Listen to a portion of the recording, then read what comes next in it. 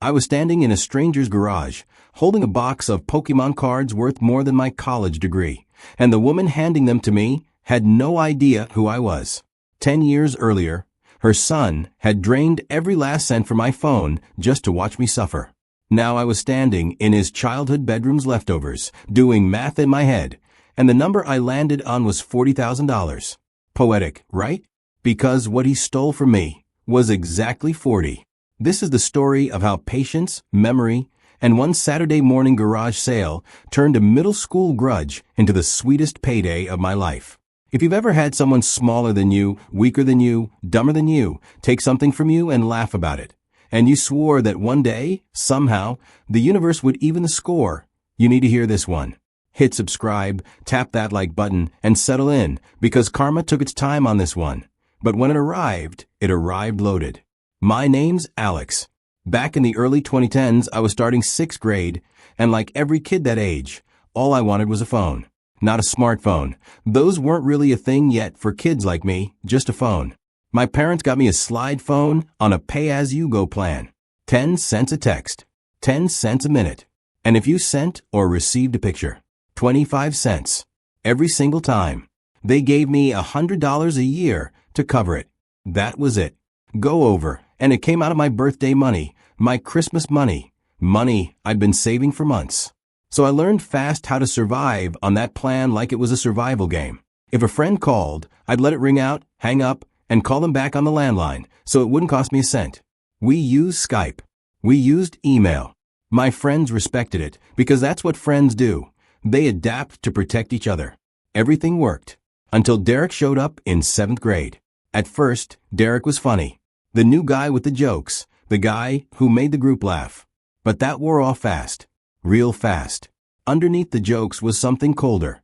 Manipulative, dramatic, always stirring conflict, and then somehow always positioning himself as the victim the second anyone called him out. He had this talent, this skill, for charming adults while being absolutely miserable to the kids around him. Parents loved him. We couldn't stand him.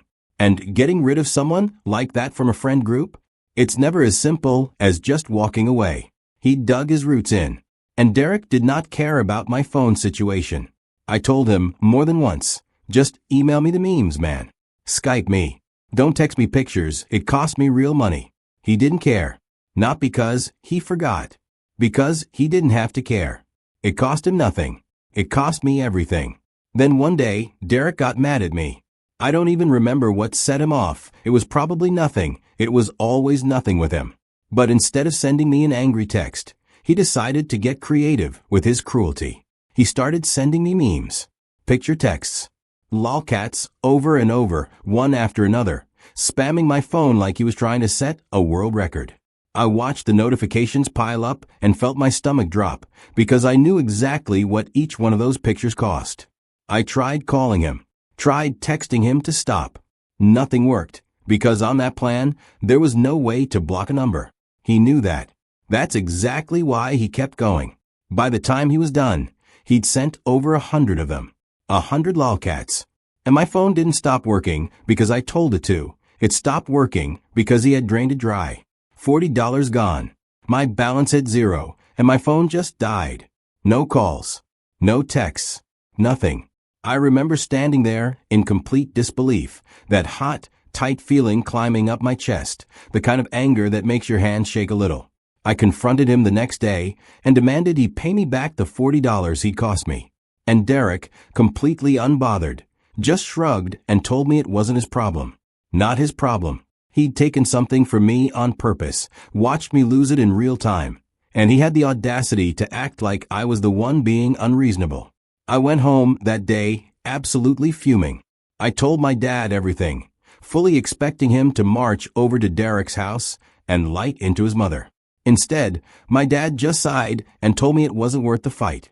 I even brought up small claims court, dead serious, 12 years old, asking about small claims court, and he told me some battles just aren't worth the effort over $40. He took me to the phone store instead, reloaded my balance. And when the employees said blocking a number wasn't possible on that plan, my dad planted himself at that counter and refused to leave until they found a way to do it. They did. They changed my number, blocked Derek's, and for a while, I lived in this low hum of paranoia. Worried my new number would leak. Worried he'd find some other way to mess with me. That summer my parents upgraded us all to iPhones with an unlimited plan. And just like that, the phone problem disappeared. But the $40? That stuck with me. Not because of the money itself. I was a kid, $40 felt like a fortune. But it wasn't going to break me. It was the principle. He took something from me on purpose and felt zero consequences for it. Not long after, Derek finally blew up the friend group for good. Some final straw none of us even needed anymore. And we cut him loose. 8th grade, he was an outcast. Nobody was covering for him anymore. Nobody was laughing at his jokes anymore. By the next year, he'd changed schools entirely. And just like that, he was gone from my life. I figured that was the end of it. A closed chapter. A petty grudge that would just fade with time, the way most middle school drama does. I was wrong. Years later, I just graduated college. I had a few months at home before starting a new job clear across the country. I was killing a Saturday morning doing what a lot of people do when they're bored and broke, hitting garage sales. I ended up at a house that felt oddly familiar. And then it clicked. Derek's house. His mother was out front, running the sale. She looked at me and clearly didn't recognize me. Glasses and a beard will do that to a person after 10 years. I started browsing the tables and spotted a stack of Pokemon napkins. When I picked them up, she made a comment, almost tired, almost relieved, that her son had been obsessed with Pokemon his whole life and she was sick of it taking up space in her house. Now, here's where I need you to understand something. I knew about Derek's collection. Back in middle school, he bragged about it constantly. Every main series, Pokemon game, in the original box, mint condition. He always made sure to add that part. I'd been to his house once, made the mistake of touching one of his games, and he snapped at me like I'd committed a crime. Nobody touched Derek's collection. Not even Derek's friends. So when his mother mentioned Pokemon stuff in her attic, something in me went completely still. I kept my face neutral, calm. Interested, but not too interested. I told her I had a younger cousin really into Pokemon and asked, as casually as I could manage, if she had any more. She said she didn't realize people were even still into that stuff. Said there were a few boxes up in the attic. And then she invited me inside. Into a house I genuinely never imagined I'd step foot in again. I climbed that attic ladder with my heart hammering, telling myself not to get ahead of myself. The first box she handed down was just Christmas ornaments and junk. Normal stuff. I almost talked myself out of my own hope. Then she opened the second box. It was packed, completely packed, with Pokemon games. Original boxes. Pristine. I felt something jolt through my chest, that electric, can't believe it feeling. But I kept my expression locked down. Poker face. Because I understood something his mother clearly didn't. This wasn't clutter. This was a fortune sitting in a dusty attic, and she had no idea. We brought down box after box. Nintendo consoles. Hundreds of games. 24 binders stuffed with Pokemon cards. And then a box of Legos. Original packaging, mint condition. Old Star Wars sets from back when Star Wars Legos were still rare. When I saw a boxed Jango Fett set staring back at me, I knew I had struck something enormous. I asked her, as evenly as I could manage, how much she wanted for it all. 5 boxes total. Games, cards, Legos, everything. She thought about it for a second. A single second. Deciding the fate of what was easily tens of thousands of dollars in collectibles. $100 a box, she said. $400 for all 5. I told her I'd take it. All of it. I didn't even try to negotiate her down. I just wanted it in my hands before anyone could change their mind. I ran to an ATM so fast I probably looked suspicious, came back, loaded all 5 boxes into my dad's truck, and drove away genuinely trying, to keep my hands from shaking on the steering wheel. I brought everything to my uncle, a hobbyist eBay reseller who actually knew how to move collectibles like this the right way. He offered to list it all piece by piece, the proper way, not dumped in a lot. And even though I told him to take more, he insisted on a flat 10% for his time.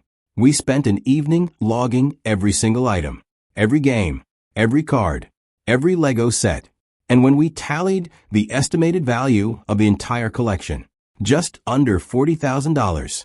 $40,000. 10 years earlier, Derek had taken $40 for me out of pure spite, and never once thought about it again. And here I was, standing in my uncle's garage, staring at a number that was exactly 1,000 times that amount, sitting in boxes that used to be his. I didn't plan that number. I didn't need to. The universe apparently has a sense of humor and a sense of math. My uncle sold most of the collection before summer ended. The final check I got wasn't the full $40,000 after his cut, after fees, after taxes, but it was still life-changing. It paid off the rest of my student loans. It covered a down payment on my first car. Money that came in the most roundabout, poetic way imaginable, from the same kid who once thought draining my phone balance was a harmless joke. Here's the thing about karma. It doesn't run on your timeline. It doesn't show up the week after or the month after. Sometimes not even the year after. Sometimes it waits a full decade, hiding in a dusty attic, in boxes a grown man's mother didn't even think were valuable. Derek never found out. As far as I know, he still doesn't know his own mother sold his childhood collection to the exact kid he tormented for $40 back in 7th grade. He never got to see my face. He never got the satisfaction or the horror of knowing. And honestly, I think that's better. I didn't need him to know. I just needed the universe to know we were finally even. If this story gave you that little jolt of satisfaction, smash that like button right now and drop a comment telling me, what's the most unexpected karma you've ever witnessed play out? I read every single one. And if you want more stories like this, real people, real payback, real justice, hit subscribe, because we've got a lot more where this came from. I'll see you in the next one.